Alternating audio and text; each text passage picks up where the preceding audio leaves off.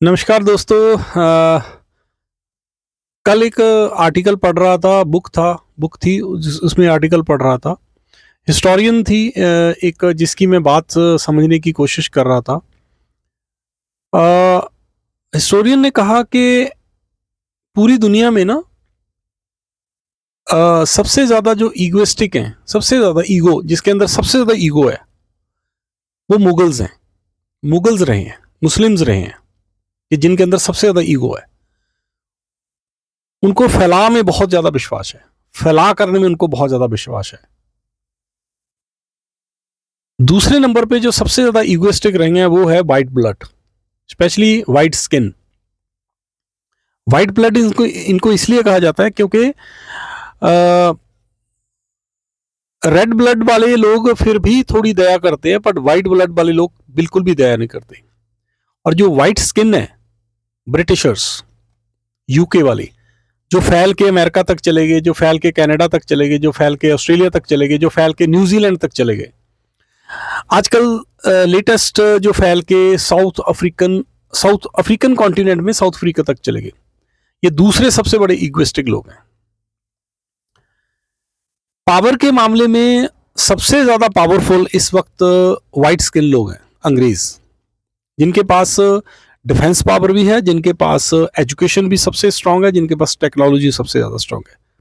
इनको ईगो की बहुत प्रॉब्लम है, इनको हार पसंद नहीं है। जहां पे भी इनको ये लगता है कि एशियंस इनको बीट करने की कोशिश कर सकते हैं, और ये इनकी ईगो इनके सामने आ जाती है। इस वक्त एशियंस में, एशिया कॉन्टिनेंट में सबसे स्ट्रांग कंट्री है चाइना, जो कि आने वाले टाइम में दुनिया की one of the best economy, one of the strongest economy, one of the powerful economy को अगर कोई टक्कर दे सकता है वो है चाइना।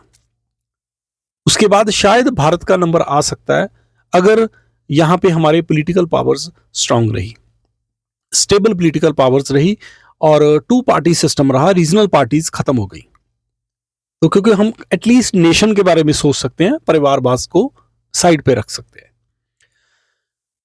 तो व्हाइट स्किन को सबसे बड़ी प्रॉब्लम है ईगो की, उनको हार पसंद नहीं है, और यही कारण है कि वो पूरे दुनिया में अशांति फैलाने की हमेशा कोशिश करते हैं, हमेशा हमेशा, हर साल कोई ना कोई पूरी दुनिया में लफड़ा खड़ा करके रखते हैं।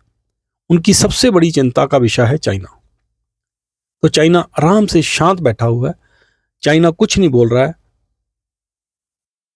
और अमेरिका, क्योंकि व्हाइट स्किन का सबसे बड़ा लीडर है, व्हाइट स्किन लोगों का सबसे बड़ा लीडर है, तो ये पूरी दुनिया में अशांति फैला रहा है।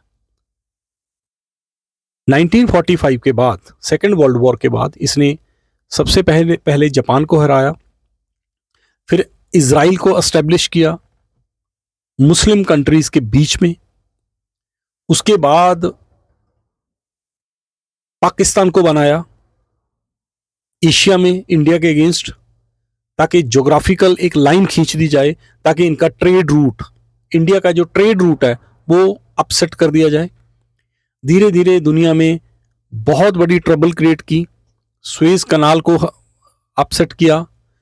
बढ़ते बढ़ते बढ़ते बढ़ते आज सिचुएशन ये हो गई है कि स्टेट ऑफ हार्मोज के ऊपर कब्जा करने की कोशिश की जा रही है, ताकि पूरी दुनिया के तेल के ऊपर कंट्रोल किया जा सके। ये प्रॉब्लम ईगो की है।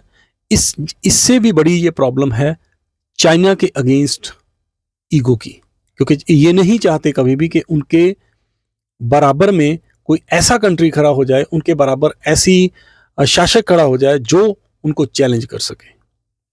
That is the problem of the Americans.